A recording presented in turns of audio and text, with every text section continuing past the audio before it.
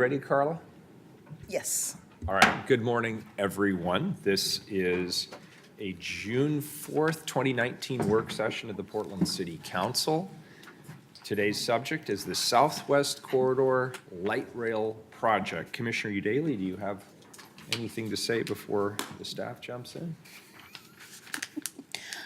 I'll save my remarks for the end, but we have Teresa here, who's been diligently working on this for God knows how long. I don't know anymore. Yeah, long before I came along. We're making some exciting progress, so take it away, Teresa. Very good. And Commissioner, question. This is a fairly lengthy presentation. Do you want people to ask questions as we go, or would you prefer we hold off till the end? What's your preference? Why don't we try and roll through? Yeah. If you can hold your questions. Well, we actually believe we do have adequate, healthy amount of time for discussion and Great. questions. Okay. All right. Some people prefer it one way, some people prefer it the other, so that's fine. We'll hold off till the end. Thank you. Thank you. So thank you for the opportunity to come and talk to you this morning. I will be talking a little less than usual, but probably still as quickly as I always do. That's my goal. I'm Teresa Boyle with PBOT. I am the city's project manager for the Southwest Corridor Light Rail Project. With me are Leah Robbins, the project director from TriMet, Carol Mayer Reed, who's managing the urban design process, and Brett Horner from Portland Parks. Oh, there I am. Hello. Okay, keep going. I wanted to simply set the stage for why we're doing what we're doing today in the work session. We'll have a moment to talk about the different types of connectors we're looking at. We've been doing some public outreach. There'll be an invited testimony moment, and then you guys will have your opportunity to talk to one another. We're in the early stages of completing the environmental impact review, and we're in early design. If all goes swimmingly according to this bar chart, we would be under construction in early 2023. What that looks like for us, we're in project development.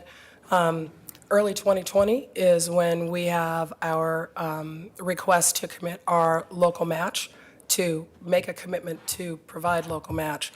So we will be working with you throughout the next 6-8 months to identify what that is.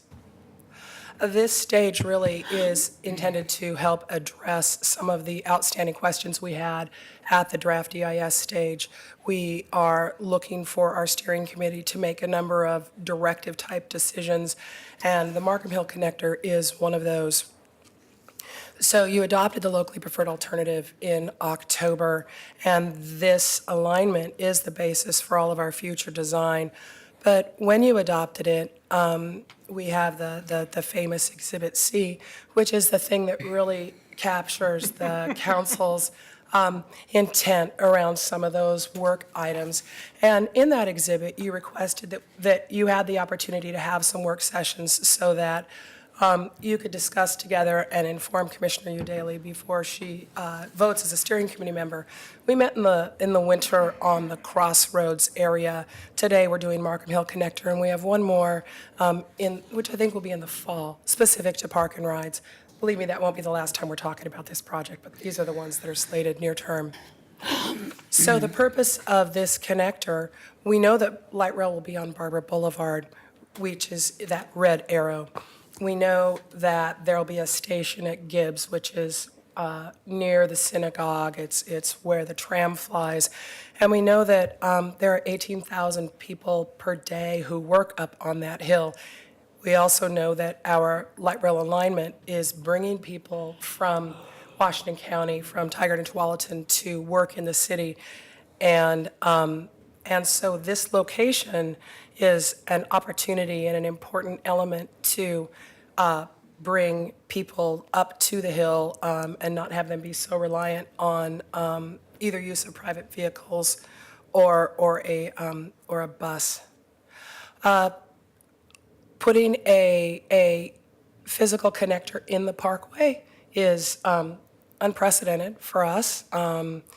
We have not done something like this before, and there's, as you can imagine, any amount of regulatory process that we will need to go through as we hone in on the type of connector and evaluate what its impacts are. So there's a whole slate of federal approvals, and the city requirements are listed there as well. We have an environmental review and conditional use and design review. So there's a lot of process to go through.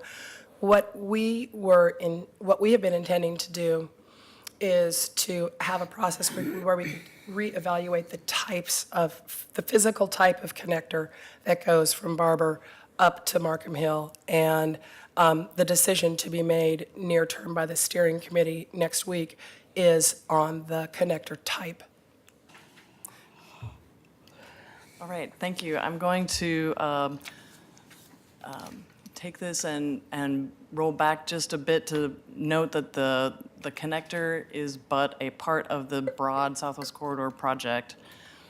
And again, as you approve the locally preferred alternative that goes from Bridgeport Village through Tigard into downtown, the importance of that project is it adds to the connection to the entire system, where we're looking at 42,000 rides being driven by this corridor, but also connection to the system.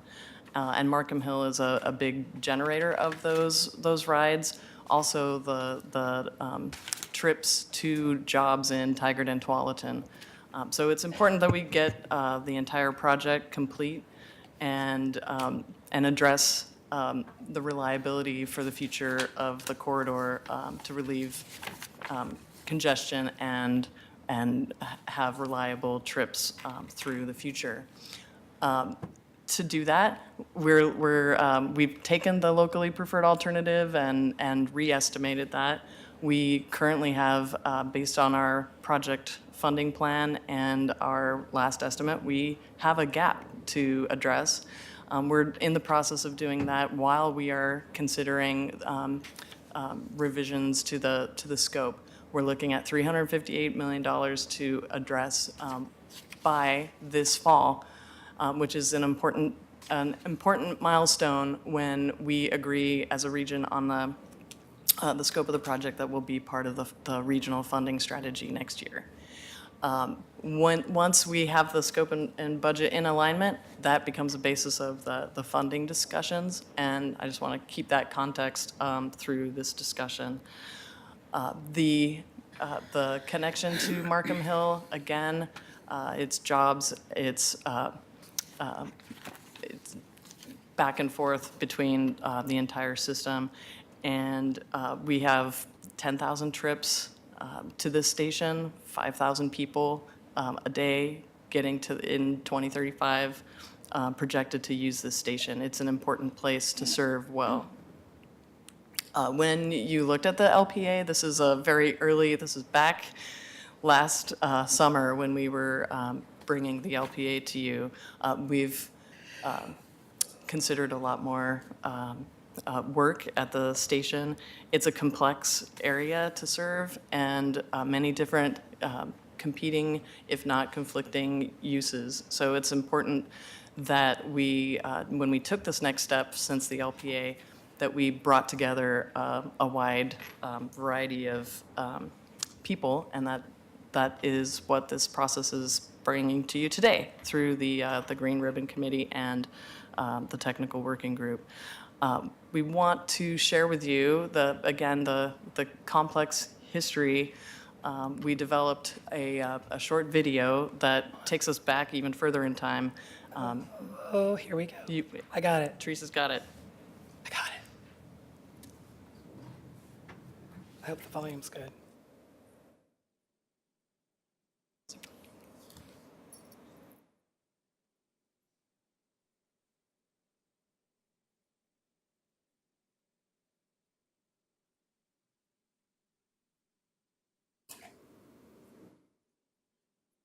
Travel option with many opportunities to view East Portland, the Willamette River, Mount Hood, and beyond. In 1919, Oregon Health and Science University's predecessor, the Willamette University School of Medicine, opened on Markham Hill. Since then, the region has grown a lot. More people are living and working here, and more people are moving to our region. Today, people make about 19,000 daily trips to OHSU, the VA Hospital, Dornbecker Children's Hospital, and other Markham Hill facilities.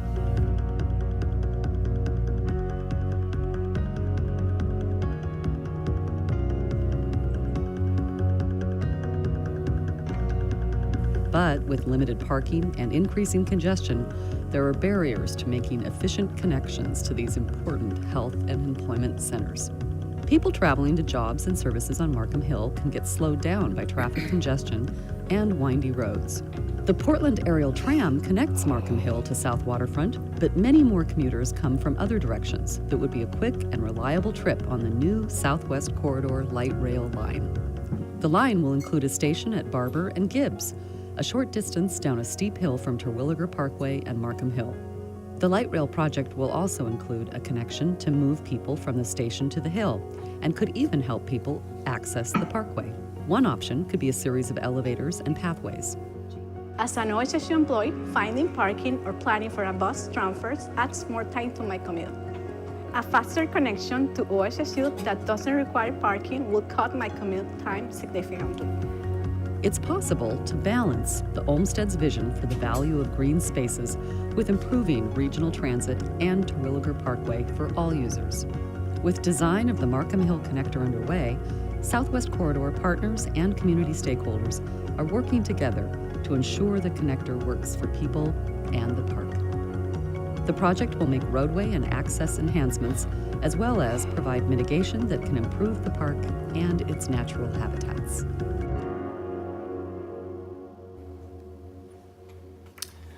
So with that complexity, we assembled the Green Ribbon Committee.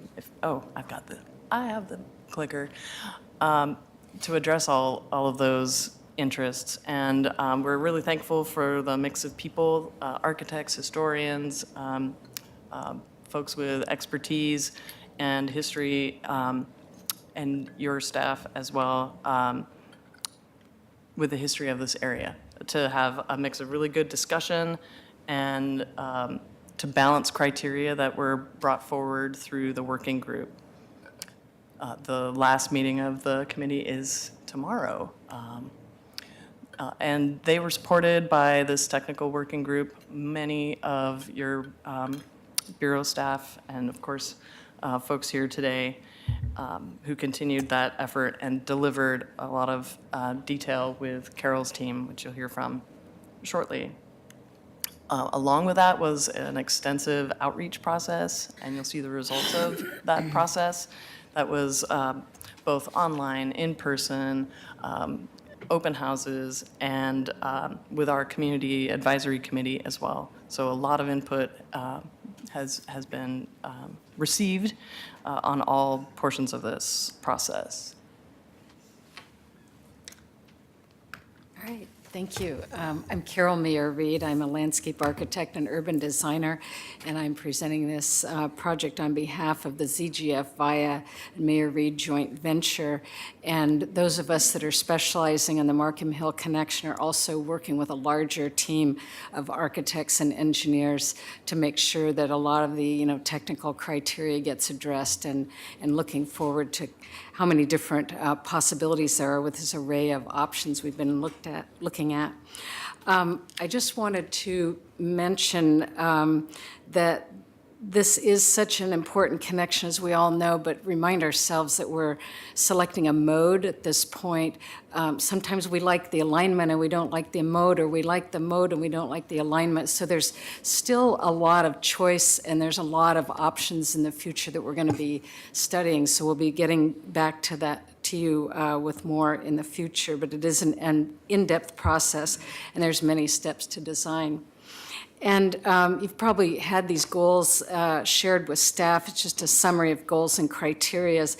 And there's also many more detailed matrices that weigh these options. This is just a summary that we're looking at.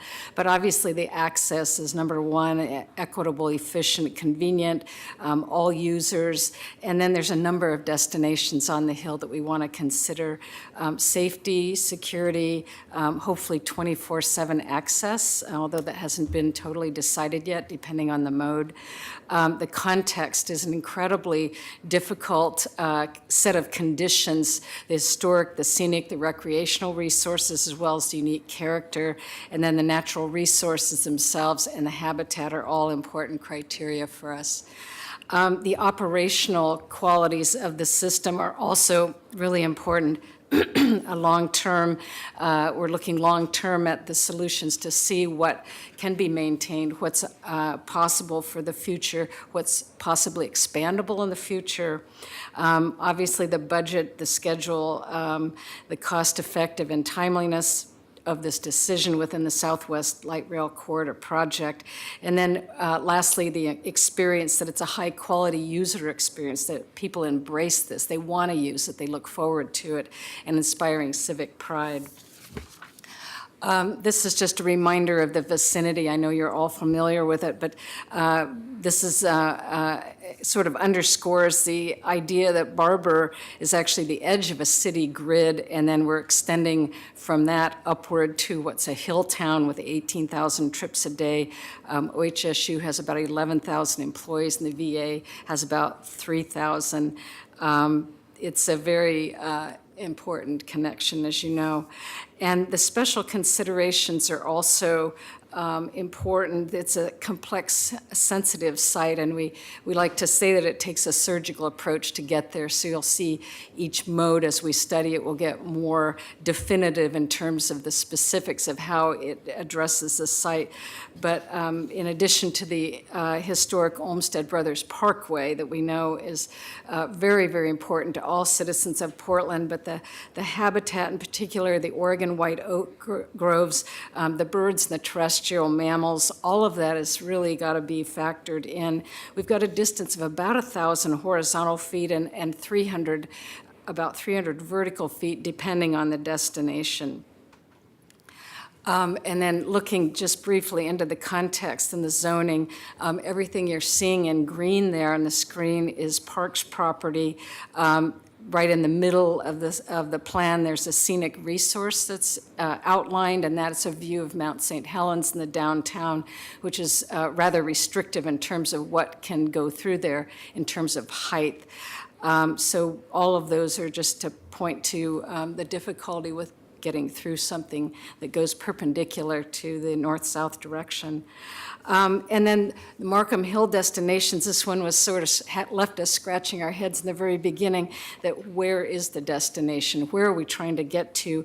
Understanding that there's multiple destinations on the hill, and we're looking for ways to disperse people so they're not sort of all coming to the same point and impacting OHSU and other central locations. So again, over 21 institutions up on the hill, fanning them out seemed like it was going to be a good idea. This one is showing if we can get from Gibb Street Station to the intersection of Campus Drive and Terwilliger, as you're seeing the first two red dots on the right-hand side of that slide, that there's all these destinations from Shriners, Kohler Pavilion, OHSU Hospitals, KCI, Dornbrecher, the VA, and if we can just get to that point of Campus Drive and Terwilliger, past KCI, we can start to fan out from there, and there will be planned a new hospital expansion in the future that will take people from Campus Drive up to the 9th floor of the whole system that connects many destinations on the hill. What's the time frame for that? It's just starting to go through design commission review, and so I'd have to look into the exact. Sorry, I was not. Oh, that's all right. Commissioner, Michael Harrison's here from OHSU, and you can He ask can him. answer that, yeah. And I just want to assure you, we've looked at a whole lot of different possibilities from the very beginning: pathways, escalators, funiculars, bridge and towers, tunnels, gondolas, trams, shuttles, at-grade crossings of Terwilliger, under or over crossings. A lot of information has been vetted through this process. And the current options that we're looking at right now, bridge and elevator, inclined elevator, or if you want to call it a funicular, there's some little different differences between those two, but funicular is more fun to say. And then also aerial tram. So these have been the main ones. Tunnel was examined for a period of time. It was not deemed to be a viable option. And what you're seeing here are very preliminary costs. There's a wide range for accounting for all those unknown factors, so it's difficult to compare apples and apples right now. The inclined elevator we'll just talk about for a minute.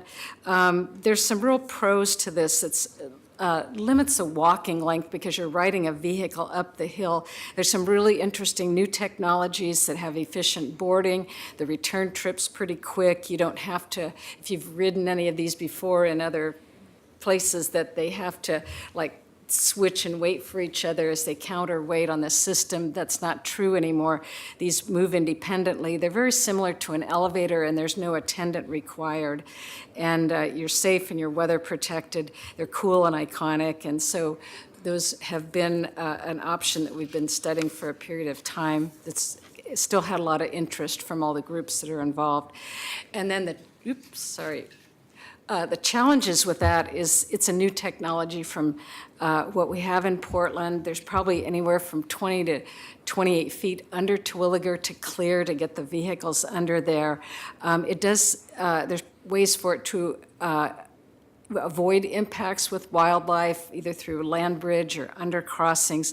It is more expensive than the bridge and elevator option, and to go under Terwilliger has significant cost. We definitely want to avoid expensive utility relocations because the utilities are fed through the canyon up the hill to OHSU. These are just some possible alignments for the inclined elevator and perhaps others that we haven't studied yet, but again, limiting impacts to the environment and avoiding those scenic view corridors may be a good aspect of these. So I'll just move on to the bridge. We can always come back to this. Bridge and elevator, the pros are it's really simple and cost effective. We have these in the city. We know how to use them. Most of everybody in the user system knows how. The wildlife passage may be of a lesser concern if there's ample movement for wildlife, perhaps limited impacts on the landscape. I think some of the big challenges are and again, we have the canopy walk experience and perhaps increased views to the city if we have a tower. And there's several alignments that we can study and evaluate. Some of the challenges are the longer walking distance, perhaps than the inclined elevator. Where are the landing points? They have to be outside that view corridor. There's a lot of concern with visible structure in the parkway due to the verticality of the tower. And then there's safety concerns and exposure to the elements. And these are just some of the options that we've looked at for the bridge and elevator in terms of where that tower might go and where that elevator or bridge might land, the bridge might land. And then we even looked at options to cross Terwilliger. Under crossings were not deemed as a viable solution, and over crossings are not desired because of the visual impact.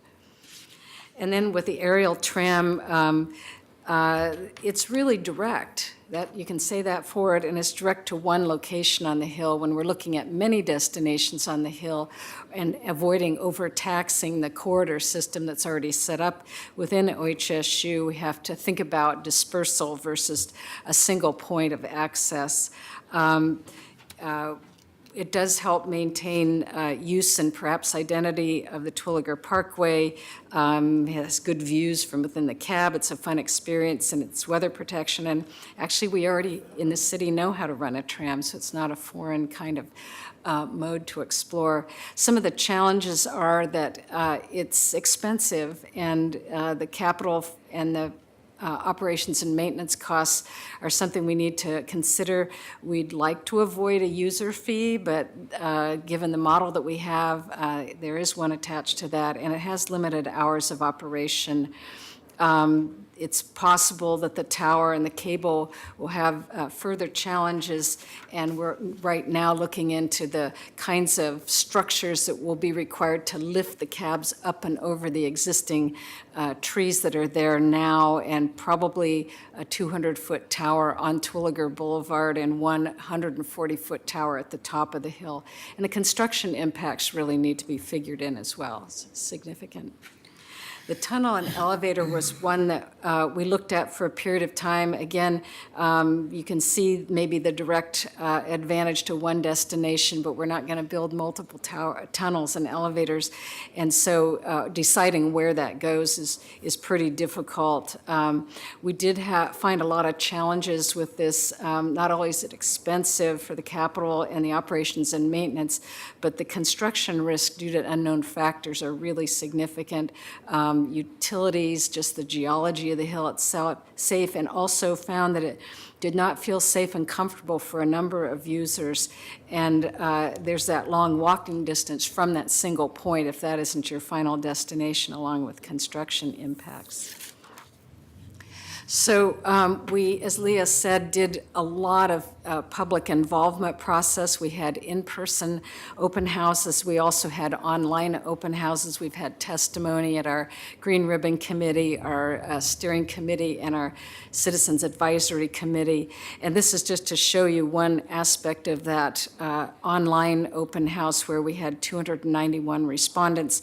And you can see, if you can read those, the inclined elevator and the bridge and elevator options, the two at the top, seem to get the most favorable response.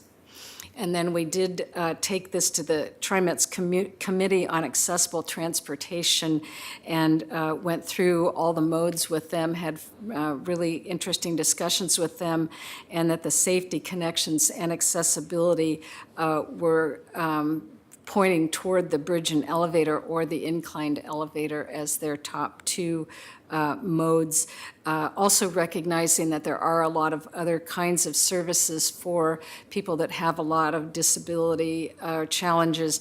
The TriMet Lift system, also Metro West for more specialized rides, and then the LYFT is now partnering with Metro West to offer more specialized options for people to get up to the hill. And then we just thought we'd share quickly a couple of the points that when we took this to the Design Commission, they had more questions than they put out opinions. And, you know, they were asking about what's the efficiency of it, what's the convenience of it, what's the timing of the mode connections, are there significant waits if you just missed an elevator or you just missed a tram? What's the various capacity of the modes, the wait times, that sort of thing. And then they also said, well, let's just ask, what is the most important criteria? Is it cost? So those were just questions that they asked. My final slide here is to show you the working group recommendations. And again, this is not necessarily a vote. It's just we tried to work toward consensus and we didn't quite get there. There's so many points of view and it's such a complex problem to solve. So you can just look down there if you can read that. And noting that these recommendations are the individual opinions, not necessarily the opinions of the affiliated organization, but it was from the working group members themselves.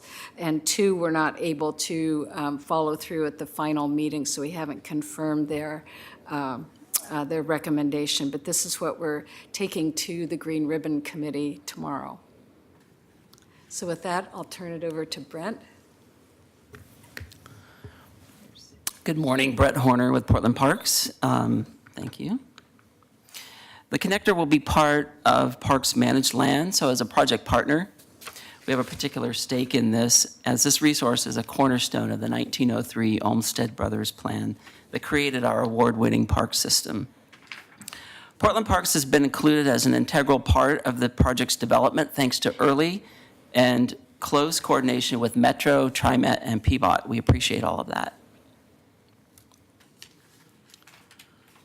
Since the project represents a conversion of recreation and parks and open space to transportation function, a federal process is invoked called 4F. This process requires the Parks Director, as part of accepting the project, to specify any mitigation deemed necessary to allow the project use of the city's open space. While these mitigation decisions will be made later and vary depending on the connector type chosen, there are many good candidate investments in the area that would offset the impact of the impacts created by the connector.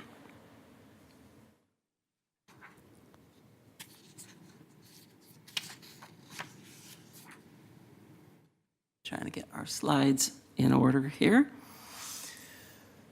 So our perspective, the issues to be resolved regarding parks vary in nature.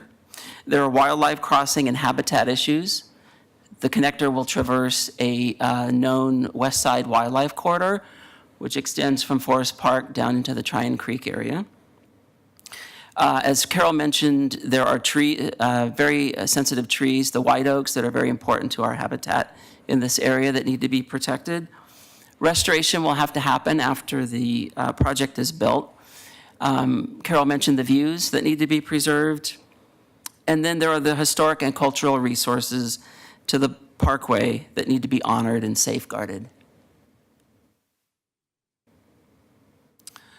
But of particular interest to us is how the connector fits within this unique and sensitive area, and how it best meets the charge of the committees, both Working Group and Green Ribbon, to identify a connector type that inspires civic pride and reflects the beauty of its surroundings.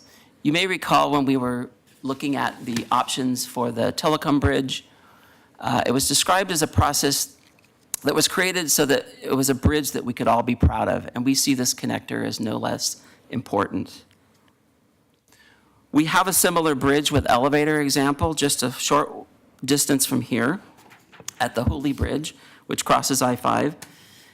And we have an awesome tram, but we don't have an inclined elevator in our city. And as Carol mentioned, there are risks and opportunities with going with that option.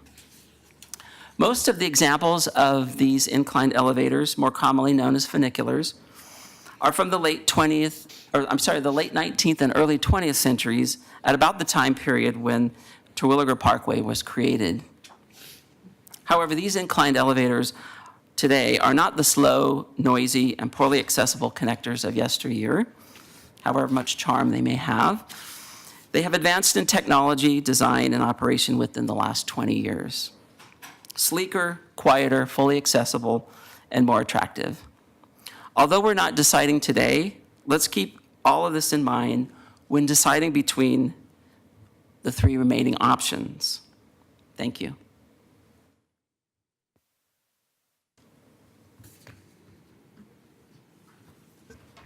I think I'm back up. Yeah. So we will have, we have an opportunity to hear from some of the participants in our working group and stakeholders. About 3 minutes for each of you. If you would just come up in turn. Michael Harrison, you are up. And we have this lovely standing mic. If you would prefer to sit there at the table, just, okay. I think it's on. I can do that.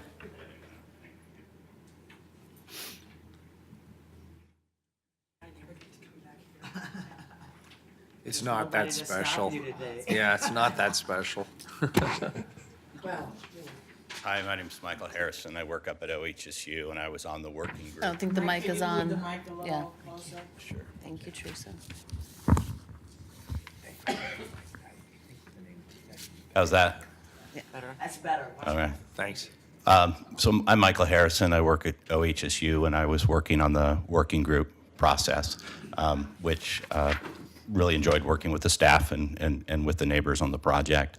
The piece of paper I handed is I just wanted to make folks aware of kind of ongoing city discussions that we've been having with the city about several projects that might ultimately form part of the connection of the Markham Hill Connector.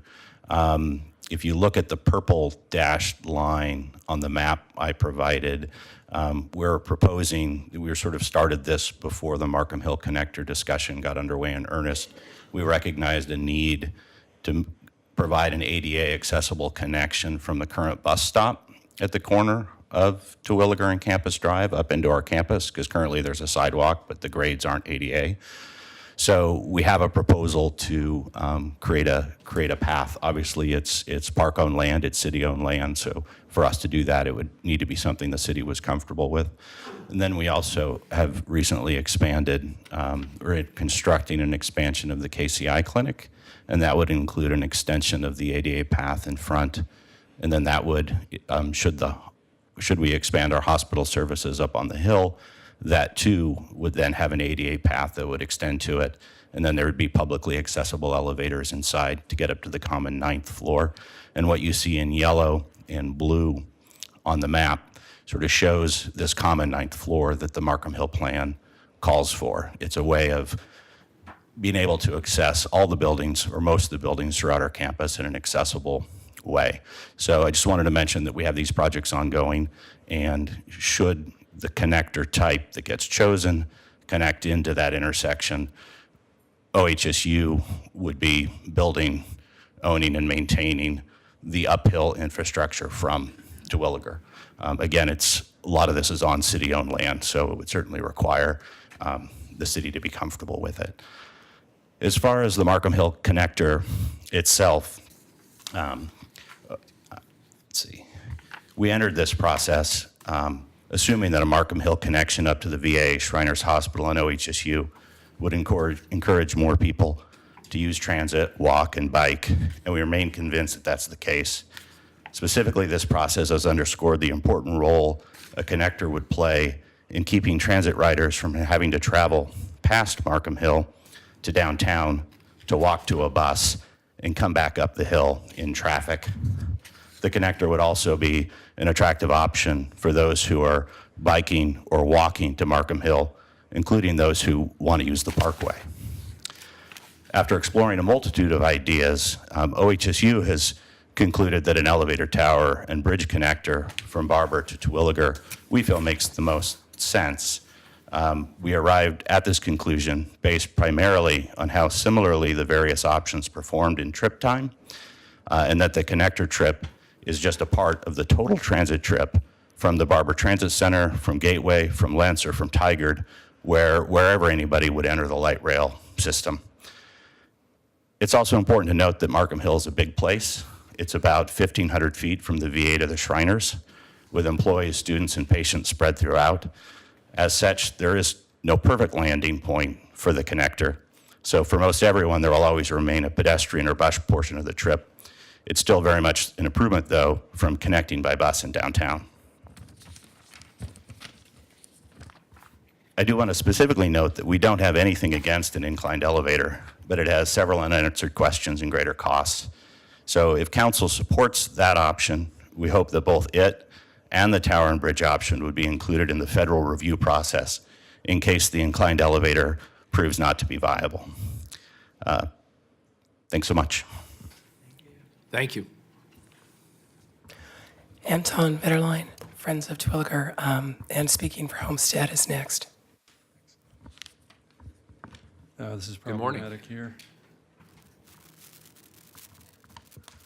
Sorry, I don't like to stoop. Yes, thank you very much. My name is Anton Vetterlein. I'm the president of Friends of Terwilliger.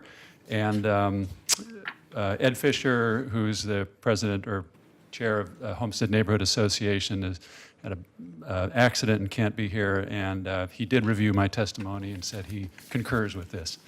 The Markham Hill Connector Working Group and Green Ribbon Committee, both of which I serve on, put a lot of consideration into establishing criteria to guide the selection process. But in the end, it seems likely that cost is going to determine the selection. The top criteria in public outreach was to provide efficient, convenient, equitable, and comfortable access.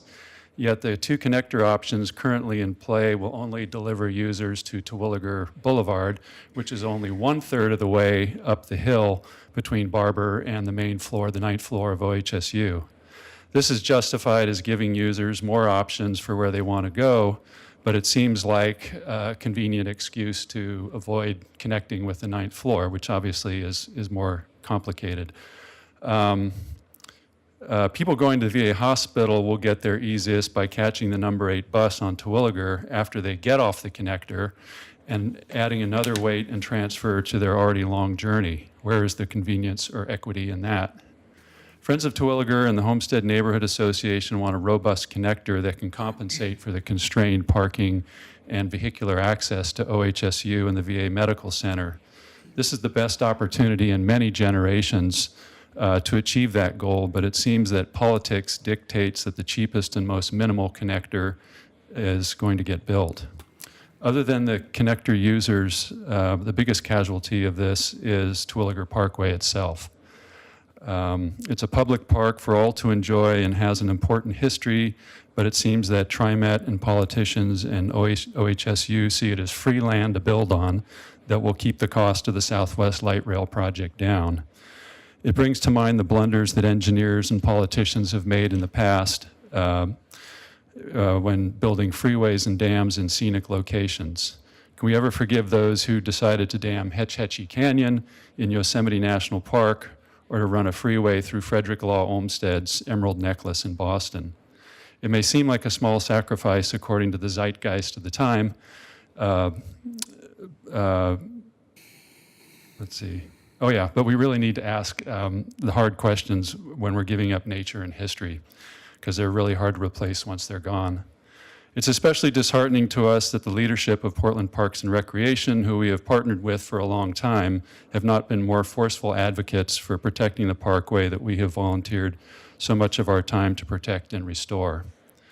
Between the funicular and the elevator options, Friends of Terwilliger prefers the funicular because it can be tucked into the canyon bottom close to the ground and somewhat out of view.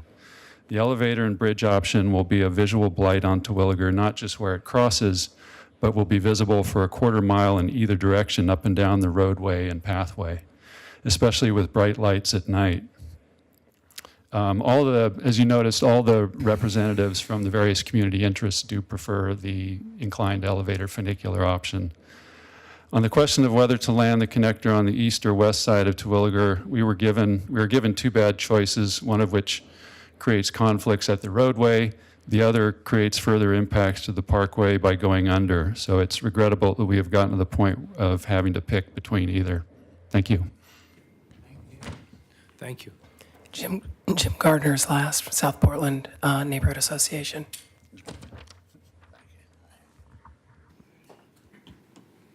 Good morning. Morning. I'm representing a neighborhood that essentially would be looking at this connector from a different direction than everybody else. Most of what you've heard today and most of the discussions that went on in the working group and this Green Ribbon Committee as well have been about what the connector is like at the top, what it's like where it comes to Terwilliger, what it's like when it goes to the Terwilliger Parkway parkland, how it makes its connections to OHSU and the other medical facilities. The neighborhood I'm from and that I'm representing is at the bottom, along Barber and further east. The South Portland Historic District, in fact, is just immediately from Barber further east. We pretty strongly, and I personally, think the inclined elevator is the better option. And I'm not going to really try to go into the technical reasons why. I think if you looked at that chart from all the groups that were represented in the working group, that was a clear consensus if you're talking about how many groups felt that was the best option. It wasn't unanimous, but it was certainly a large majority. You're going to be hearing, to cut to the chase, a lot as this process moves forward about the need to reduce cost. You already heard that there's a $375 million budget gap. Now, when we start having to reduce cost, I think the biggest question is, what's the benefit compared to the cost? Are we willing to spend a little more in one area in order to get a greater benefit? I would argue that for the neighborhood that I represent, and to some extent for most Portland neighborhoods, Southwest Corridor Light Rail is not a great improvement in terms of our level of transit service. The closer you get to downtown, in fact, the less that becomes a benefit. You know, we have now 3 bus lines running down Barber. with less than 15-minute frequencies. After light rail, we'll have a light rail line running down Barber with about that same frequency. The difference is there are 2 light rail stops in the South Portland neighborhood. There's 7 or 8 bus stops. So buses are much easier to get to for the residents of my neighborhood. When the pressure keeps coming and the mantra keeps being called out, we got to get to Bridgeport Village. We've got to get it to Bridgeport Village. That goal, which I think is admirable and has to be met, but it shouldn't be met on the backs of the Portland neighborhoods that are essentially bearing a little more of the impact of this project and getting a little less of the benefits. So when it comes down to the steps in the process, and there's a lot of Portland process here, but working group, Green Ribbon Committee, Community Advisory Group, and then Steering Committee. But I'm really focusing on you, Commissioner Daly, because you're on the Steering Committee, I understand. When it gets to that point, try to keep in mind that the project is of great benefit for the whole region, but every part of the region should at least take some of the impacts as well, and that we should kind of even out that benefit. Don't, in essence, get to Bridgeport Village on the back of the Lair Hill neighborhood with a huge elevator tower, and that's the thing that we think is the most destructive. The size of this thing will be enormous. It is not really comparable to the one at the foot of the Hooley Bridge. It's going to be about twice as tall and much broader and wider. This will be something that will be kind of sticking there on the side of the West Hills for the rest of Portland to look at. We don't think it's the best option for our neighborhood, but bigger than that, we don't think it's the best option for the region. Thank you. Thank you. Thank you. So the obligatory, what do your bureaus think? And I actually should have put development services in there as well. So we have concluded at our level that really the inclined elevator of the choices available would be the most suitable one. So it's your opportunity for questions and feedback to share with the commissioner. So before we launch into questions, I just want to fill in a few little kind of missing pieces of information that led us to this decision. Mr. Gardner, I appreciate your comments, and I agree with you that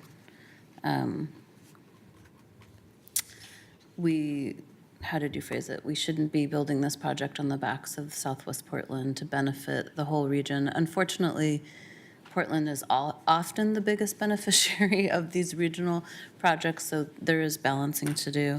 Mr. Vetterlein, we've never met. I'm sorry to hear all your cynicism and unhappiness. I'm not going to take it personally. I don't feel like anything you said applies to me. First, first I want to say the impact to the environment in the park, very, very important. As important to me is that we are serving the widest swath of users as possible, and that necessarily includes people with disabilities. So those are my 2 biggest considerations. Of course, cost is a consideration, and as you can see, there is a very wide range in costs with the 3 options that were advanced. What wasn't mentioned about the tunnel is one of the reasons that was ruled out is digging the tunnel could actually interfere with delicate surgeries happening in these different facilities, and there didn't seem to be a safe alternative. We can't ask the hospitals to shut down their surgery departments so we can drill a big tunnel. Aerial tram, the most expensive option that was advanced through this process. OHSU has told us they don't have a landing pad for it. So I'm not sure how we move forward with that option when the very facility that we're trying to connect our transportation system with cannot host a landing pad. The other issue with the aerial tram is it's actually not very desirable for a wide range of people experiencing disabilities, whether it's mobility challenges, vision, balance, height. There are no seats in the trams. There are high windows. It's an anxiety-inducing experience for some people to be in the air, kind of wobbling back and forth. So in addition to being expensive, it's also not the most desirable option when we're talking about universal design and serving people with disabilities. The bridge and elevator, as you saw, is very visually intrusive and disruptive on the park landscape. It also involves much more distance that would need to be traveled to get to the elevator, and then more distance to get to the campus. And that distance will be a challenge for people with disabilities. It's also exposed to the elements, unlike the inclined elevator. So I just wanted to share those details with you, because those are the things that really have informed my leaning toward an inclined elevator. I do prefer the term funicular, but I understand that technically it's not one. I am trying to figure out a way that this could still get, like on the top 10 weirdest, coolest elevators, municipal elevators in the country, but I haven't figured it out yet. More to follow. Yeah. Thank you for that very detailed presentation. I greatly appreciate hearing from the neighborhood as well. I have a couple of questions. First, I'm very concerned with the desire to encroach upon Portland Parks, which, it could be a world-class park system, and I think, it's one of those things that the more you edge into it, the more damage is done long-term. So I would certainly want to be looking for something that didn't impact our natural area and didn't impact the environment so severely. I heard that there was that coming up, I can't find it in my 55 slides yet at the moment, but there's going to be a decision point where the city's going to have to make a commitment of resources, and then there's a regional transportation funding decision. Could somebody tell me how those pieces fit together and So the local project funding partners' commitment to fund is anticipated in the first quarter of next year, 2020. For the project to move forward through the federal process, we need a commitment for 30% of the total project funds into late next year. And that will be matched in November of 2020 with a regional funding strategy. So the steps towards the funding start with the local partners, including TriMet, the state, City of Portland, Washington County, Metro, who's already committed funds. And then that assembled group of local funds are matched with the regional funding's request in November. And together, all of that would be matched in the future if the project is competitive for federal share. And is anything, what's the chance of the federal government actually doing something good in the next, during this timeline? I mean, do you have any confidence at all that we would I would be say, competitive, or? I would say we, as a region, continue to be competitive for FTA funds. And while the funding agreement is not signed, we have a commitment from the federal government for the Division Transit Project. So that is as of this calendar year. So we continue to be competitive as a region, and we continue to have success getting those funds. So. One more for now. So currently, the tram is expensive to use, and so how many cars are we taking away from the parking lot? based on tram usage, right? I mean, so do we have any kind of data on who's using the tram today? And just whether or not the tram is a cost burden for people who need medical services at the top of the hill? So the tram ticketing system pays for the city's share of tram use representing the general population as opposed to OHSU-specific employees. We both pay a share of the operations costs, and the city's is 15% of the total. I believe OHSU pays the other 85. And I sure wish I had a response for you about the car thing. I didn't work on the project. I don't have enough in my head any longer. But of course, the tram is situated next to the March Wellness Center. The dental school moved down to the area, and OHSU is expanding their campus down in South Waterfront as well. So that continues to be a very viable and very important link from Portland to the hospital area. But if they're expanding at the bottom, then people aren't taking a tram to get there, right? I think I can't answer that question. Do you want to have Michael, please, just Mike? curious. Yeah. I didn't realize this thing goes up, so. I was wondering why you were bending Yeah, your sorry, I knees while thought you it were was talking. Thought it was attached to the bottom. So we have about 5,000 people a day who use the tram. So it's 10,000 trips, 5,000 up, 5,000 down. 85% of them are either employees or patients of OHSU, and we pay for all of their fares. So if you're a patient and you arrive in South Waterfront, either because you live there, or you walk there, or you take the bus there, or you come across on the Orange Line, you can go into the building and get a free pass and go up. So it's about $1.8 million a year that OHSU spends for that.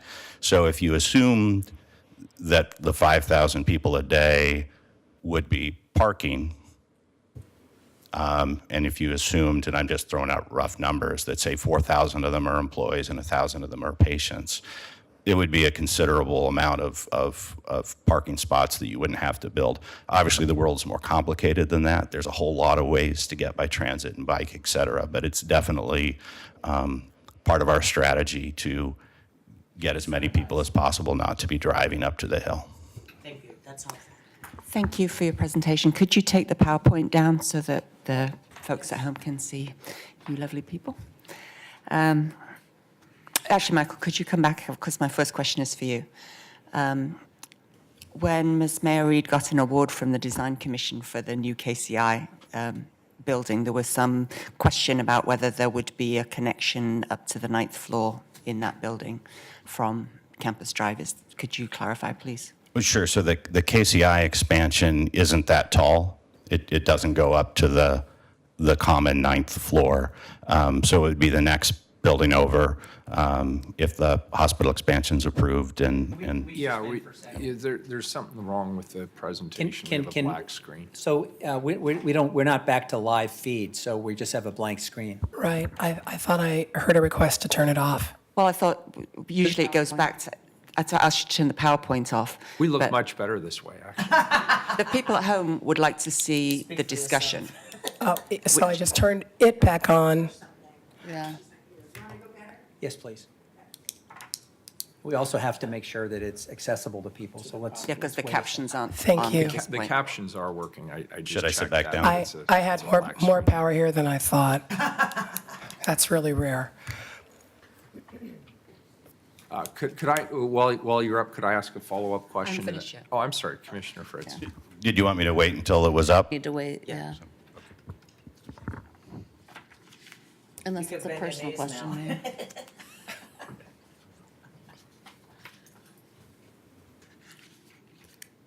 We should just be able to shout at that thing. Or clap, Yeah. like clap on, Yeah. clap off.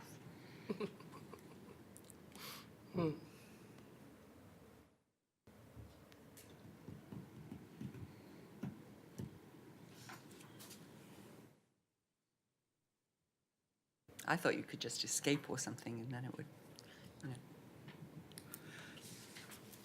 I think that just throws up the screen for the laptop. If you want to look at that, we can do that. Todd's going to come fix things. It's all working. You're on TV. It's live. Yay. Okay. Screen's here, but it's got captioning. All right, so if she exits from the PowerPoint, it should go then to the screen, is that correct? Why don't you try exiting again? You just might not be seeing it on your screen, but what I'm saying is on TV, you're live. Yeah. With caption. So that's all there is. Okay, well, that's, Even though it's not showing up Watching you on TV. Very good. and the captions are going, Todd? He's pretty trustworthy. The captions are working? Okay, All thank right, you. good. So, We Michael, believe tell we're us good to about go then. how people get from Campus Drive to the 9th floor in Cola. So just sort of going back to this page, in blue, you sort of see that common ninth floor that circulates not only through our campus, but over to the VA. And in yellow, it's a continued ADA accessible connection to our buildings to the north.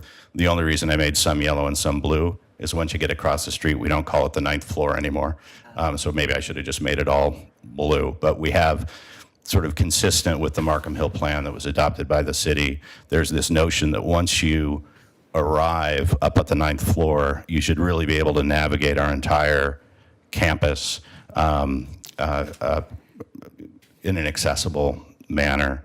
So if you envision arriving at, and I'll admit from the get-go, there is no sort of perfect solution for a Markham Hill connector. I just want to acknowledge that. But what could happen is if you arrive at Terwilliger and Campus Drive, if Parks and the city are comfortable with it, there would be an ADA path that could lead you sort of in that crescent shape to get up the grade. And then you could either take your first right where you see a solid purple line and go to some existing elevators, or you could keep going to the hospital expansion. There'll be elevators there that take you not to clinical floors, but just take you like from parking straight up to the 9th. And then you can circulate along the blue paths. Depending on where someone's going, if they're going to the VA, they might instead bypass the hospital expansion and keep going. And where you see the long line that goes to the VA building, that's another elevator that exists that's in a parking garage. And if you're going to Dornbecker, you might instead pass that and go up to the Dornbecker elevator. So it sort of depends on where you're destined, but this is a potential route. Okay, thank you. I guess that illustrates, I've lived in Southwest Portland now for 33 years, and I worked at OHSU for 22. And I appreciate all the work that's been done, but I don't think this gets the job done. I don't think it does get people to where they're going to need to go. And then the disruption to Terwilliger Boulevard and to the Parkway, I mean, the photographs you showed of the funicular, which I'm going to continue to call it because I think most people, when I heard about inclined elevator, I'm like, what on earth is that? Is that like a escalator that's got a cover on it or what? So I think we should call it funicular even if it isn't one. But when I saw that picture, you talked about the wildlife corridor. How do the wildlife, the deer, get across that? Under. I probably could answer that question. There's scenarios a lot of us have experienced that the trackway is laid on the ground and it just simply follows the grade and goes up. But there's other technologies where the trackway is actually elevated off the ground, especially with the kind of complex parabolic curve that we're talking about. You could span part of it with trackway and allow wildlife to move beneath the corridor. And some of these systems have been used in very sensitive environments and national forest areas, and that there's the ability for wildlife to pass beneath them. We didn't bring those exhibits with you today, but we've seen examples of where that's possible. So it's, if the curve is going like that, you could create a trackway that's more direct and allows underpassage. The other way to do it would to be to keep the trackway low and possibly build a land bridge over it. So these are just alternatives that we would be looking at in the future. That sounds like it would then even be more visually intrusive if it's elevated and then you've got a The carriage on the trackway top. itself is somewhat transparent. There is a question about how much of it would need to be fenced, and that's a concern, because we don't want people interacting with the trackway. Once it lifts off the ground, it would be high enough and out of reach that the wildlife passage might be possible. Okay. So we're still I looking just into think it. getting people to Tualagarn campus doesn't really get you to where you need to go. And it's really steep to walk up Campus Drive, and there isn't a complete sidewalk list. There wasn't when I was there. Not yet, yeah. Mayor? Go ahead, Commissioner Fish.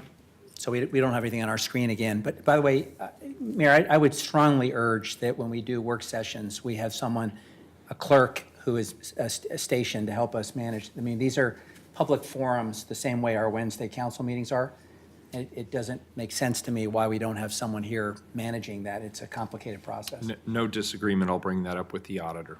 Let me talk about one of the elephants in the room, which is the rosy assumptions that we made once upon a time about the cost of the tram. Yeah. And now, we celebrate the tram today, and the truth is, a lot of people go down to South Waterfront, park their car, or get there some other way, taking streetcar or whatever, and they find out that actually the care they're going to get is up on the hill, so they take the tram. So 5,000 rides up, 5,000 rides back, it's a total of 10,000 rides. That seems like a success. There's no space left on the bike parking down at the tram, so that seems like a success. But the one place where we got it, wrong was in the cost projections. So and by the way, I thought this was an outstanding PowerPoint, but the PowerPoint begins with a roughly $360 million gap. So that says to me, new revenue, like an urban renewal district or something else, and value engineering. So what are we going to cut back on?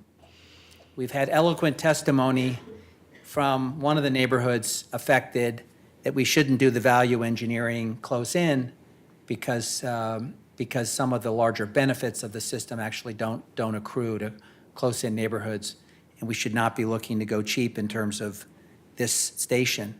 So on page 31, we have the rough cost estimate. Now, we're used to dealing with low-cost estimates, high-cost estimates. Is it fair to say these are all very low-cost estimates on page 31? I would say the reason that you see a range is because the high end of that range takes into account things that we don't know based on the detail right now. So I would say the low end is the low cost. The high end of that range accounts for certain complexities that we have not yet defined with a true preliminary design.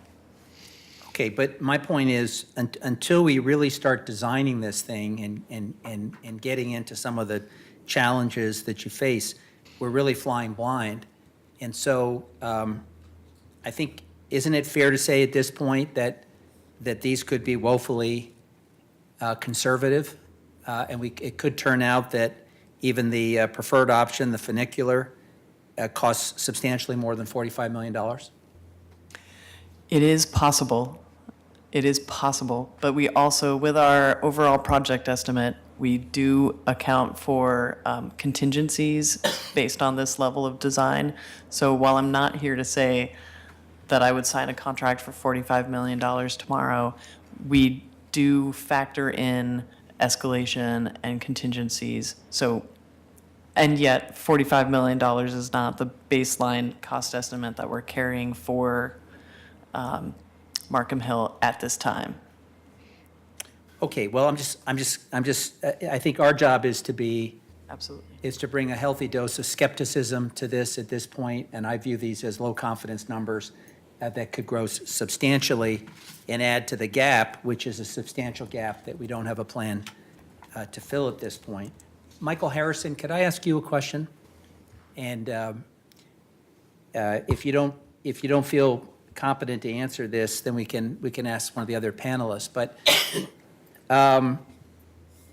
potentially, the funicular, if that's the preferred route, vehicle, would be accessible to patients, students, employees, residents, and others.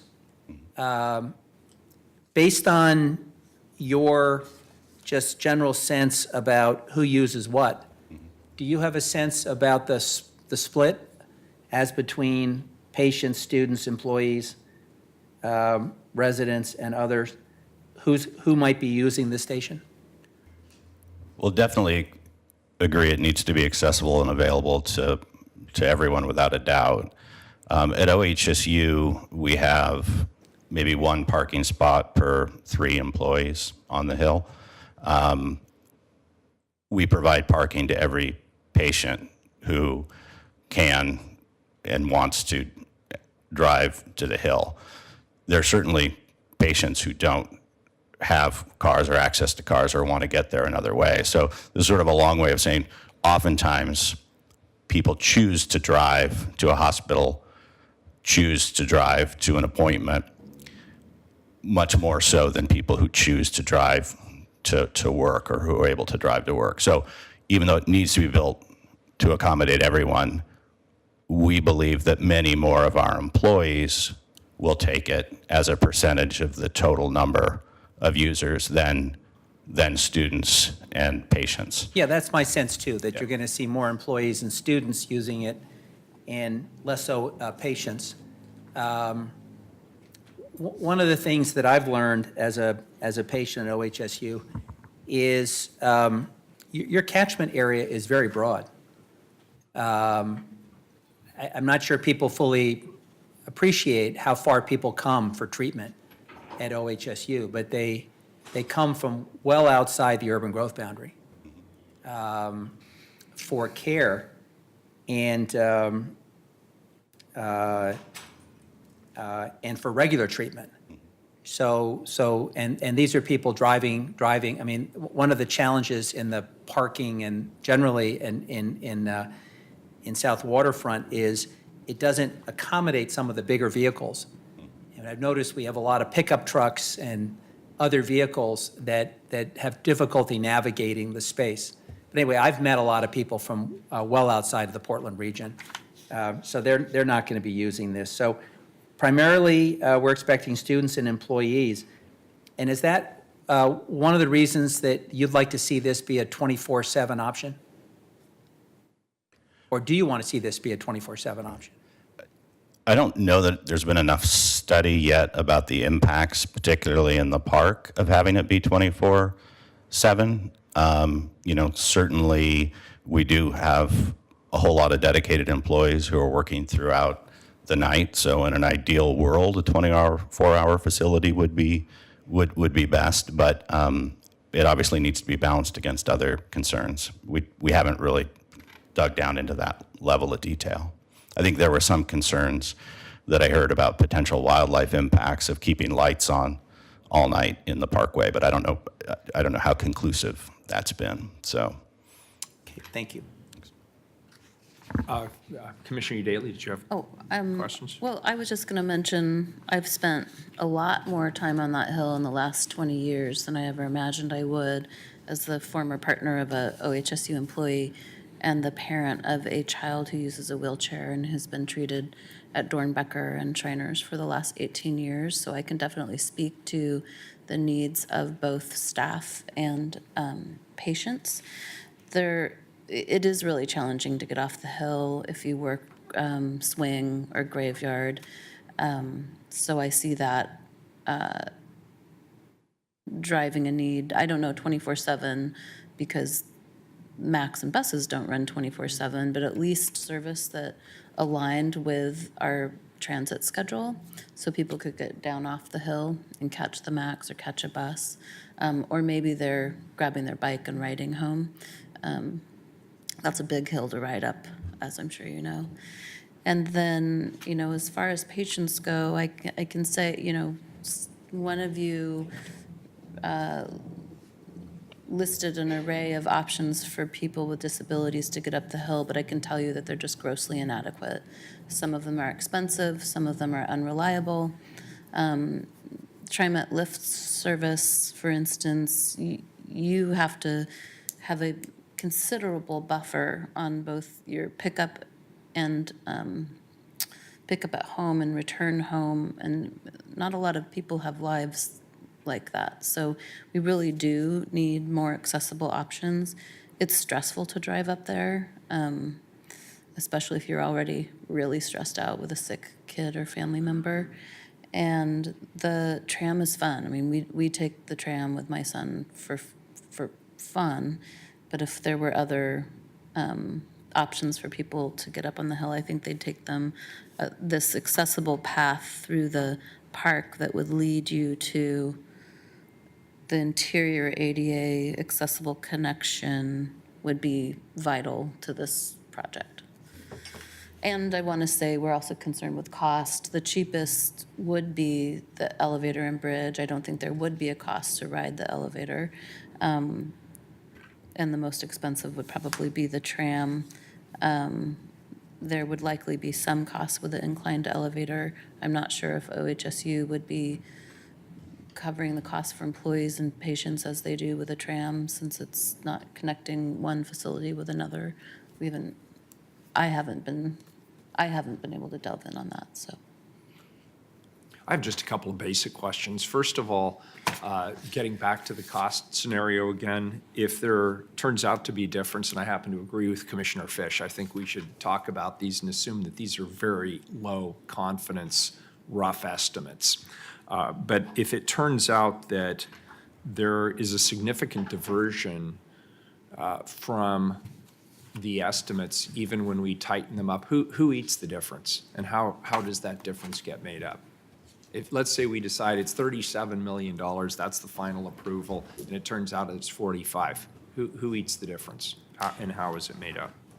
Well, if that question is near term, and we understand that when we take the next estimate of the next concept design, the whole project it has to eat in your. Could you be more specific, Okay. though? The project, is The that proj- OHSU, is that the City of Portland, is that PBOT? The scope of the project as defined for moving forward for funding, how far south we go, how many stations we go, what is the scope of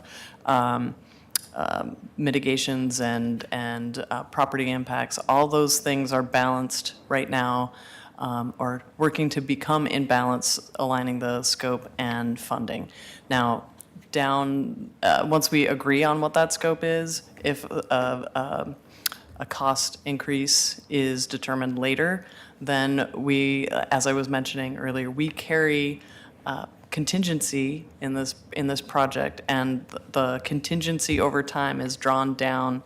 So first, we would look at, do we have, can we utilize contingency for that?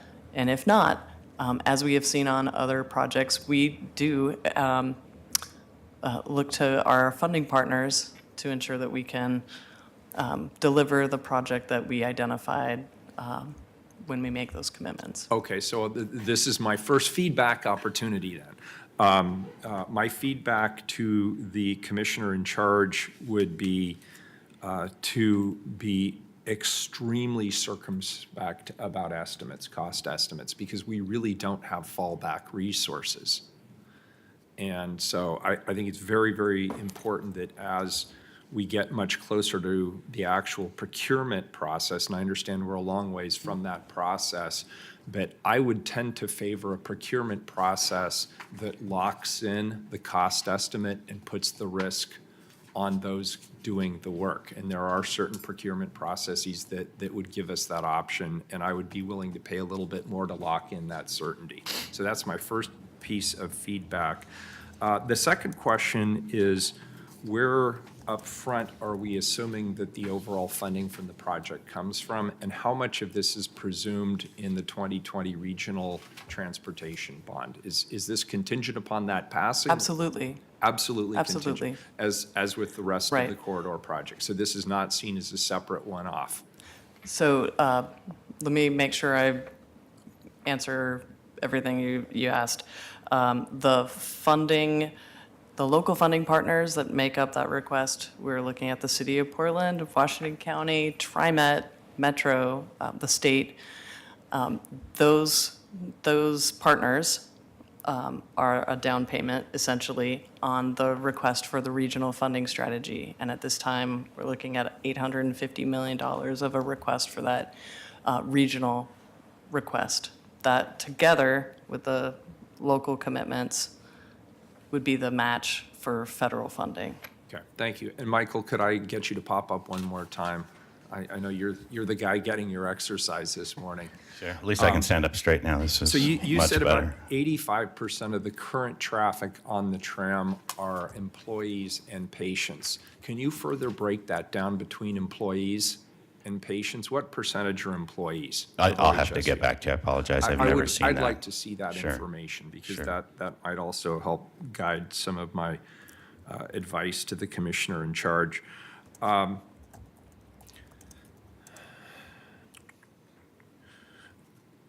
Does staff have any feedback to the idea that was put on the table that we would propose more than one transportation strategy to the federal government as far as the federal part of this process goes? Is that a good idea? I mean, it seems reasonable on its face, but is there any reason why we wouldn't do that?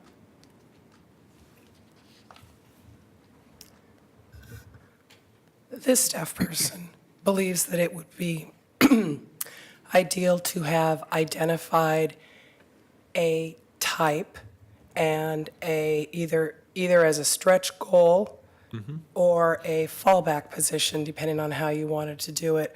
What we need in this moment with certainty is to have the environmental ramifications of anything we pick to be well understood. It no doubt would add complexity to carry more than one thing, but I think that's doable. I can't speak for Metro, who is running our environmental process, but I do know that it is possible. It adds some time and cost to the environmental process. But it is something that we have sort of walked around the barn a bit to see if that can be done. All right, and I'll leave that to your good judgment. I just thought it was an interesting and it seemed like a really common sense thought. Second to last, as this gets closer to a reality and a decision, there are going to be many, many more people pouring into this chamber who will advocate both for the parks aspects of this that were alluded to earlier, as well as you mentioned that this is a wildlife corridor, and I can see that a lot of people will be watching very, very closely to make sure that we're taking that into account. Are those items specifically part of the federal environmental impact process? Yes. So those will be evaluated at a very detailed level. Good, that's helpful. And then the last was Mr. Vetterlein said something that piqued my interest. And as somebody who's not been intimately involved as part of the advisory committee, I was just sort of curious. You mentioned that there were two bad options you were left with, one on one side of Barber Boulevard and one on the other side of Barber Boulevard. What was the option you were looking for? I'm just curious. If not on one side or the other, then Well, what? with the funicular option, we've been looking at either landing on the east side of Terwilliger, right at sort of the top of the slope there, and then I think you saw pictures of going underneath Terwilliger with the funicular up to the base of the KCI Institute. And I'd been advocating the latter to get people closer to their destination, but there's a lot of impacts to the parkway between Terwilliger, digging a trench, and I recognize those. So I'm not enamored with the east side landing either because of the distance it takes and the impact of having a station right on the boulevard, on the parkway there, and likewise with the bridge. Awesome. Okay, thank you. That's helpful. And part B of my last question, I assume as part of all of this, and I know Commissioner Udaley's commitment to this, I assume that the disability community is also being actively engaged in this entire process. Absolutely. Very good. Actually, after all, it is a healthcare organization that we're trying to support here. Commissioner Hardesty? Thank you.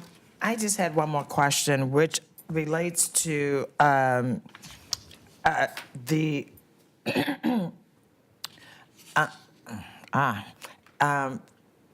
you talked about a $375 million gap. 358, yes. 358? Okay, my bad. No, it's See, I okay. was already rounding up. And just in the process now of contemplating who pays for what, that gap exists. And so what's the process to reduce that gap? Well, we've been working as the entire project team, agency partners across the board, looking at specific pieces of scope, but also just the underlying basis of the project. So we are committed to the best project that can get to Bridgeport Village. We also know that through the environmental process, we wanted to make sure that we are clearing all potentially affected residents, businesses, people who could be impacted. We want to, and we've been working with your team to look at ways to narrow up the footprint of the project. And some of those things are hard to do this early in a project design because the design is very, is low on details, but we sometimes have to make, how wide is this sidewalk at this property? Those are the types of things, if we can reduce really expensive property relocations that affect businesses and residents. If TriMet is looking at the operations and maintenance facility requirements of the project, to right-size it, to make sure it operates well day one and moving forward, but trying to ensure that we get the benefits of the project that only happen if the project is built. Is there a lot of interest in riding light rail to Bridgeport Village? What we've found in the modeling for this project, and it's different than many of our other corridors, is that there is a real balance between the jobs out in Tigard and Tualatin as there are folks coming in to work in Portland and across the system. So Bridgeport Village as a lifestyle center is one thing, but the jobs around that station and the stations to the north into Tigard have a lot of high-wage jobs.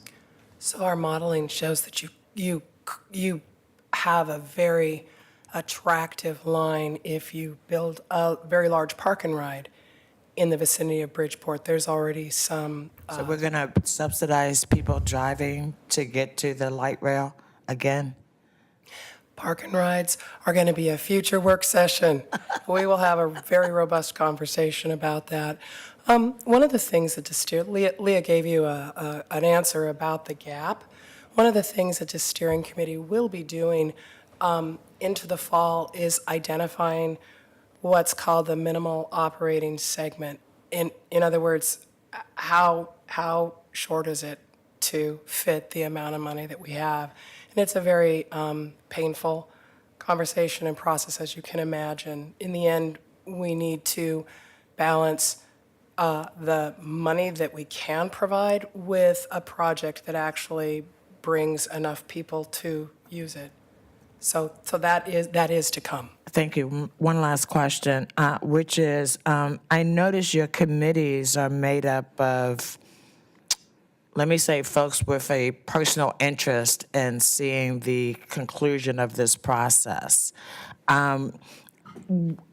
who is missing from your, as I looked at your green committee, I didn't see any environmental justice advocates. I didn't see any, I didn't see any people who would be concerned about the wildlife that would be impacted. I'm not quite sure why the committee's named the Green Committee, but. Green Ribbon, I'm sorry? Green Ribbon Committee. Oh, Green Ribbon? Yes. Oh, I was thinking maybe it's the Money Committee. But my point is that if this is going to be a project that's really going to have that big a significant impact, I think having more people who have less personal stake and whether or not this project moves forward, that are really looking at it from different lenses would be very helpful to the deliberation that happens before it gets back to us. Okay, understood. Mayor? Commissioner Oh, sorry. Fish, and then Commissioner Fritz. Your turn. Pardon me? Go ahead. So for those of us who are veterans of the Orange Line process, and I think a number of you are Yeah. veterans of that as well,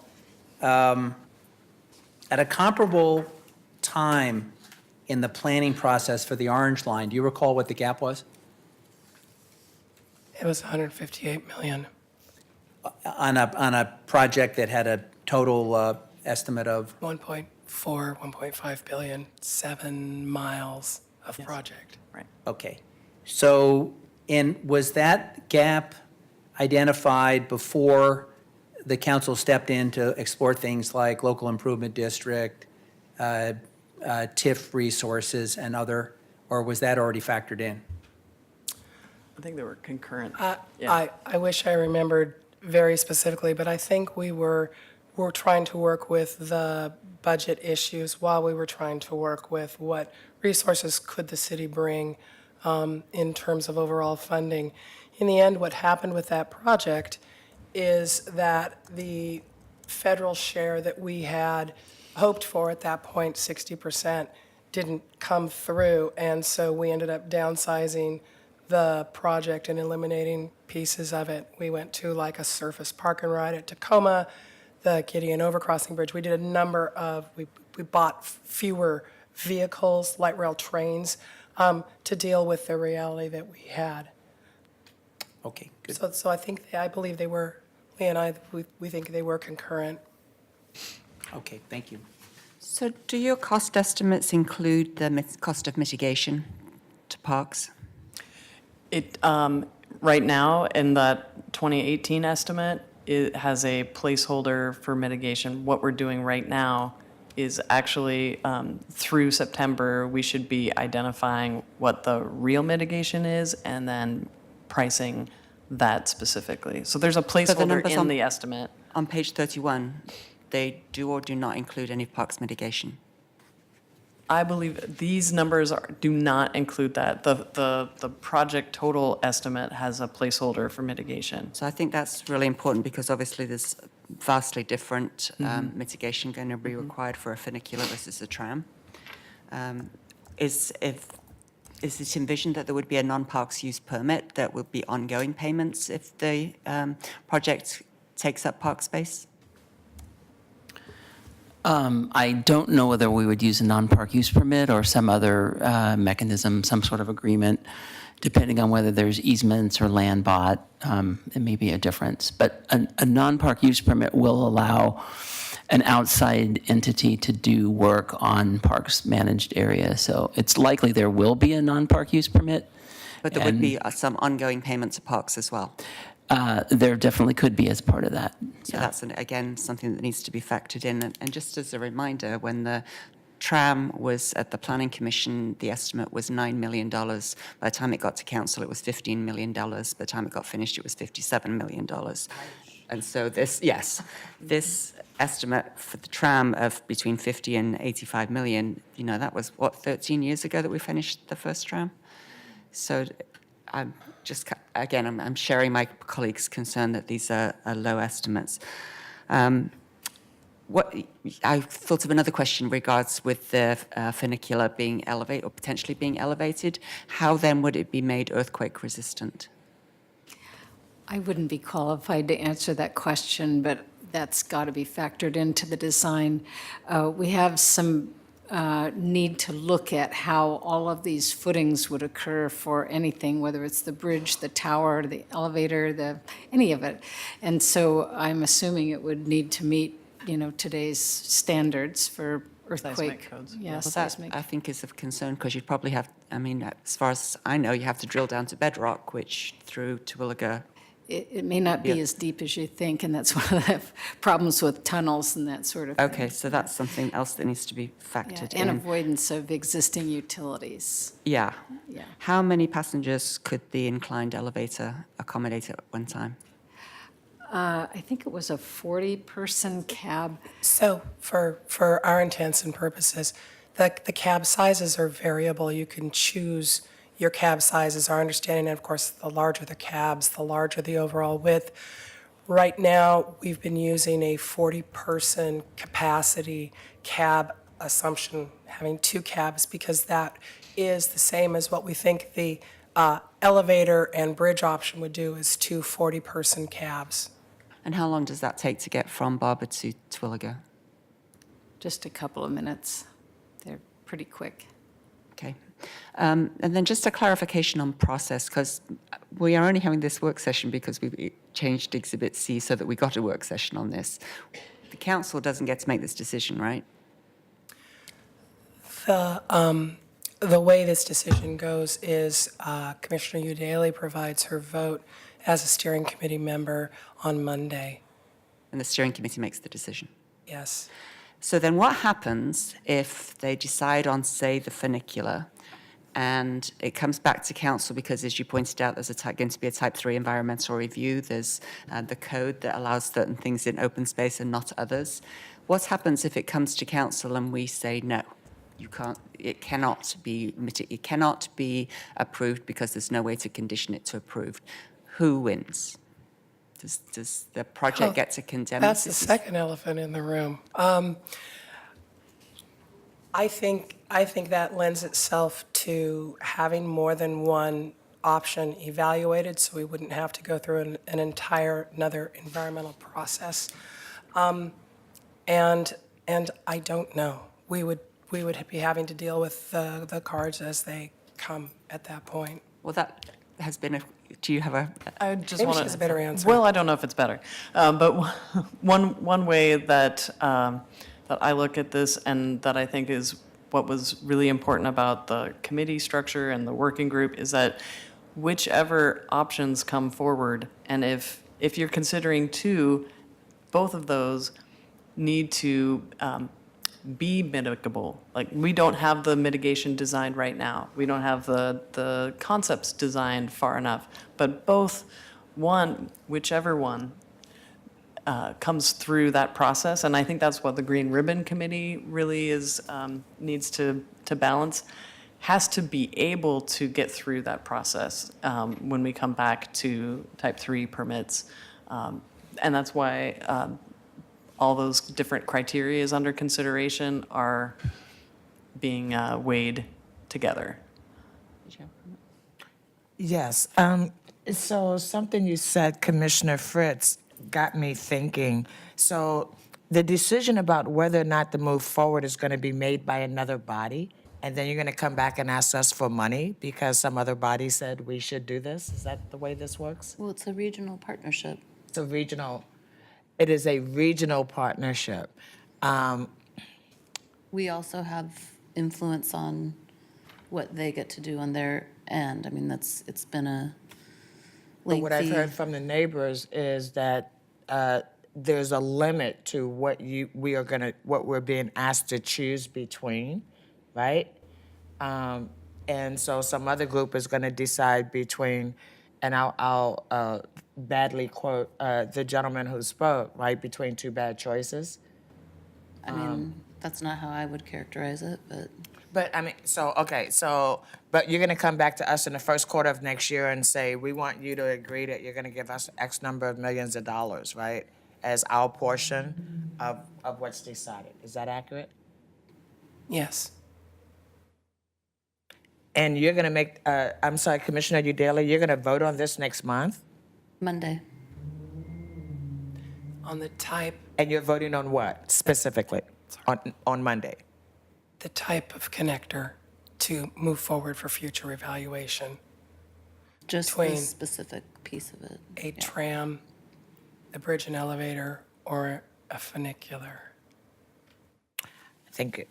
Commissioner Udaley, what, since we're down here to the brass tacks in the last couple of minutes, what other information could we provide that we've not provided that would help make your decision easier on Monday? I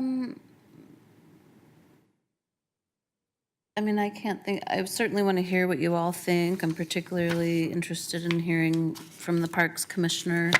I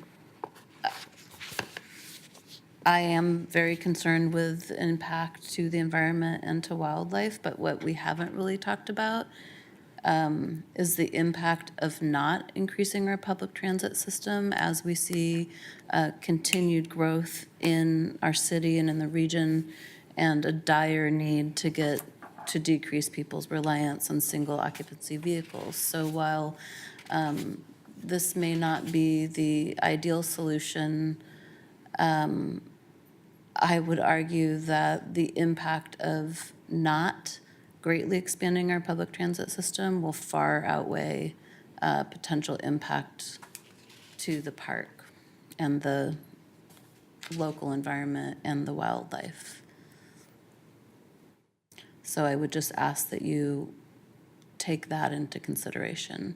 We are trying to get cars off the road, decrease carbon emissions, combat climate change.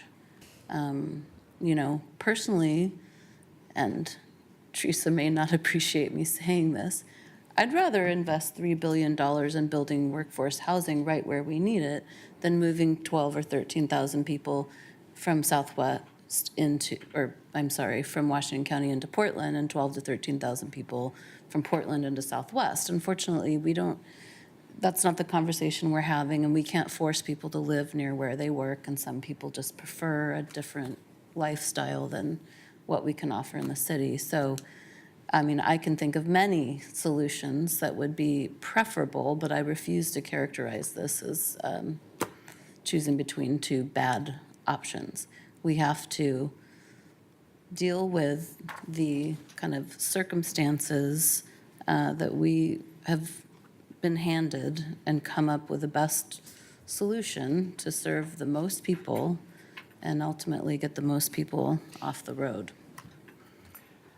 And if I might, I guess I'm concerned about this model of continuing to build park and rides. So we're still taking all this surface space, and we're subsidizing people driving their car to a light rail line, possibly, right? If that's what they're doing with their car.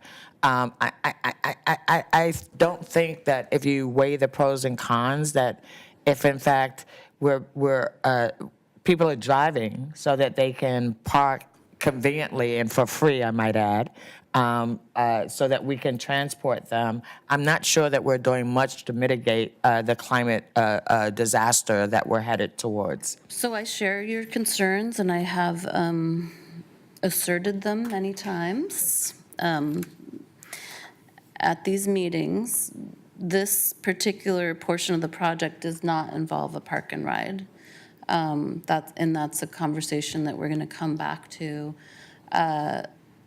Yes, I am concerned that as the MAX moves further and further out into Washington County, that there are less and less connecting options to get people to the line, and that's where the park and ride comes in. Now, it is an improvement if they leave their car on the side of the road and take MAX into Portland.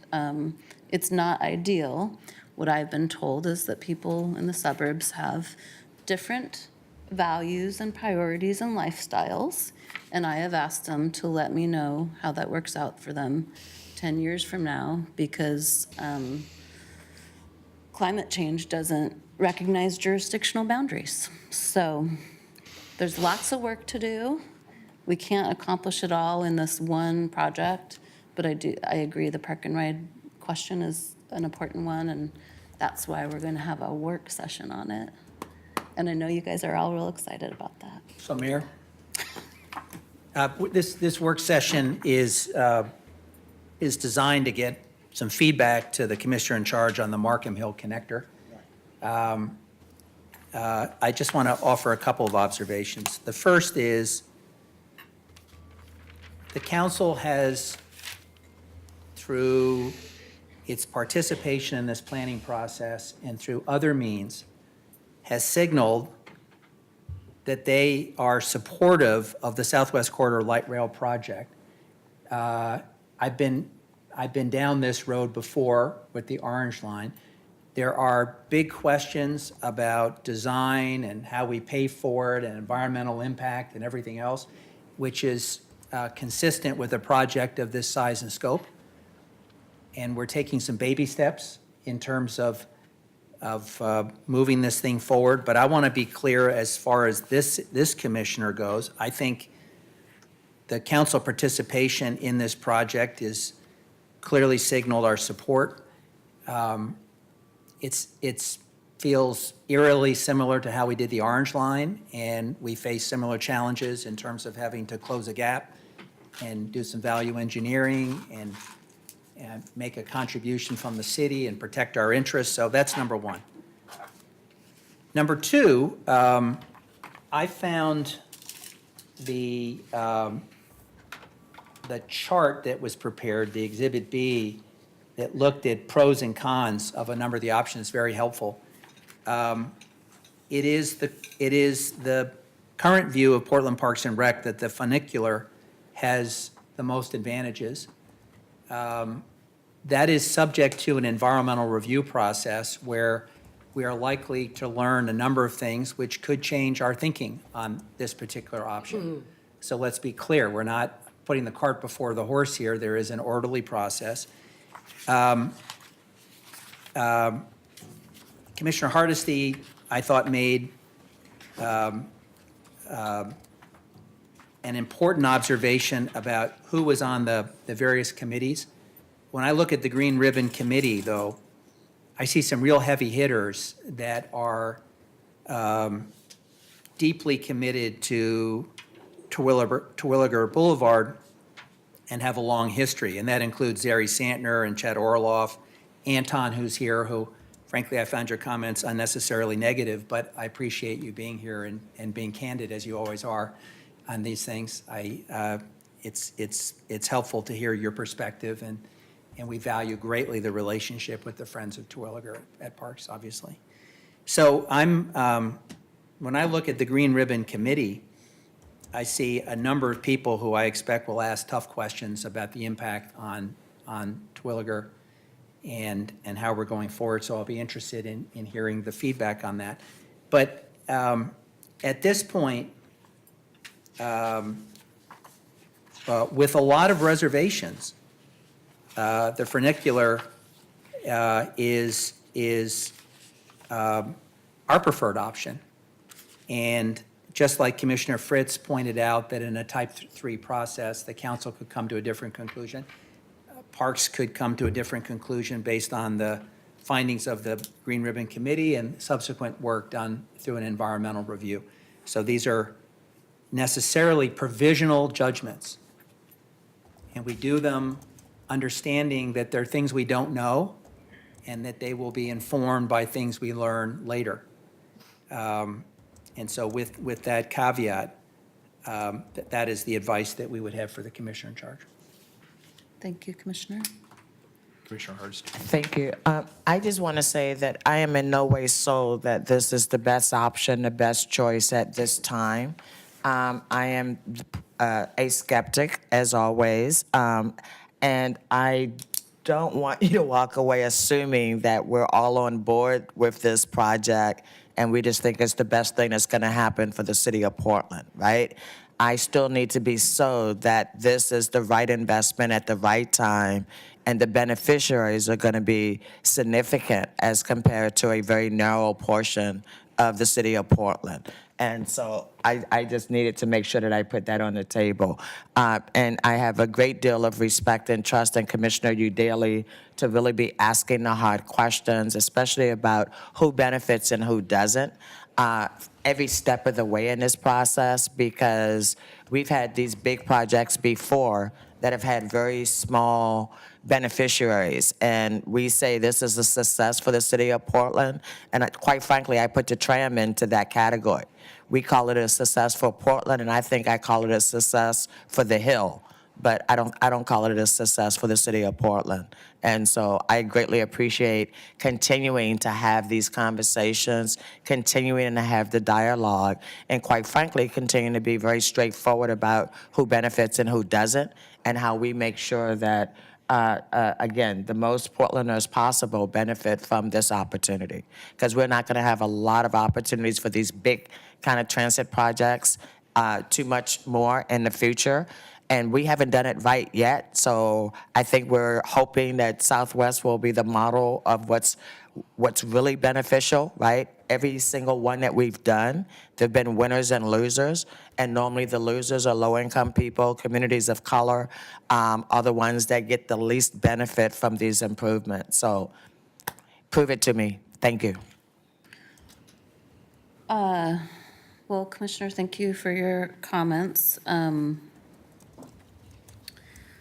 I do want to push back a little bit on the idea that this is a win for the Hill and not for Portland, because OHSU employs thousands of people from around the city and the region, and they need ways to, safe ways and accessible ways to get up there. I want you to know that we've been working closely with advocates along the corridor in preserving and creating more affordable housing. That's, one of the priorities that I'm going to continue to bring to PBOT is whenever we're looking at these major transit projects, we are implementing anti-displacement strategies and ideally creating more affordability because, as we know, these transit projects can create displacement, move lower income people out who are more transit dependent, and they are replaced by more affluent people who choose to drive their cars, which is completely counterproductive and not something I ever want to be involved in. And I also want to add that it's not just OHSU patients who may have disabilities or physical limits, it's also employees. Employees experience the broad range of abilities as well. And so the fact that some smaller percentage of users may be patients, I don't think should have much weight in this conversation. We need to build infrastructure that's accessible for everyone throughout their entire lifespan. People get sick, people get injured, people get older. We all are likely to experience some level of disability or decreased mobility, and we need to build access for everyone. Very good. Anything else, Commissioner Fritz? Thank you, and I appreciate you being our representative on the committee and your personal experience up on the Hill. I don't like any of these options. I'm a bit disappointed. I was hoping we would get something that would actually work, because I don't think, as you pointed out, the accessibility on the Hill is just terrible. So I don't know what I would do if I was you. But I do, well, actually I do. I would suggest that we cut the whole thing and have people take the MAX all the way downtown and improve the connection on the 8 and have the 8 run on a loop. In fact, have an OHSU shuttle that would be open to all users, which I think would be a better option. Yeah, I know a shuttle has been discussed. I don't think it would be included in this plan, but. Right, that's what I'm saying. Yeah. Value engineering, cut this entire thing and have a Right. shuttle bus from the 8 stop downtown. Or build the connection and have a shuttle to serve it. That isn't value engineering. Okay. Thank you, everyone. I appreciate your input, and thank you for the presentation. That was great. It looked a lot longer than it really was, which is my favorite kind of presentation. Commissioner, may I just, I didn't get an adequate chance to thank you for organizing this. I think we're getting spoiled. We tend to in our discussion, because we're given so much information and the information is so carefully laid out and the presentations are so thoughtful, we shift pretty quickly to policy debates and discussions. And I think someone watching this might think there's a little more vinegar in the system than there really is. But I would say that a good PowerPoint and a good presentation always tees up a good discussion. And we are getting spoiled, as I said. These PowerPoints, the presentations, and then the brokered conversations are really helpful. So I want to thank the team that's sitting at the desk for your good work, and I want to thank the commissioner in charge for leading us through this exercise. Mayor Wheeler, you didn't tell us your opinion on this. I have an opinion. I think based on what I've heard today, based on the presentation, I would prioritize the funicular as the #1 priority with all the caveats that I previously put on the table, but I think that's the right strategy based on what I've heard so far today, and that's what I'd encourage you to support.